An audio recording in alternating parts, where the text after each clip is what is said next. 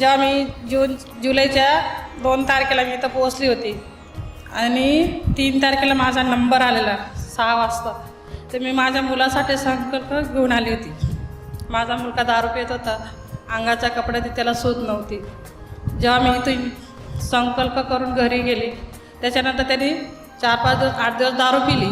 त्याच्यानंतर कमी कमी व्हायला लागली त्याची. घरामध्ये आमच्या खूप वाद उभे राहायचे, घरामध्ये कोण कोणाचं ऐकत नव्हतं. जेव्हा मी इथं प्रार्थनामध्ये सांगितलेल्या सर्व गोष्टी, घरी गेल्यानंतर माझ्या घरामध्ये सर्व शांतता लागली, घरामध्ये लक्ष्मी नांदायला लागली. माझ्या मुलाची दारूसुद्धा पूर्णपणे बंद व्हायला लागली. जी दक्षिणा मी घरून लावली होती गुप्त साधनासाठी, माझ्या सहखुशीने मी इथं महाराजाजवळ आणून दिली. मी सहखुशीने दिली.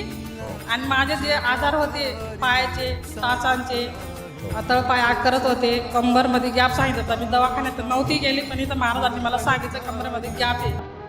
तर मी रात्रंदिवस 10 वर्ष रडत होती, पण महाराज येऊन मी तर संकल्प करून गेली, तर माझे सर्व दुःखसुद्धा बंद झाले, दुखायचं सर्व.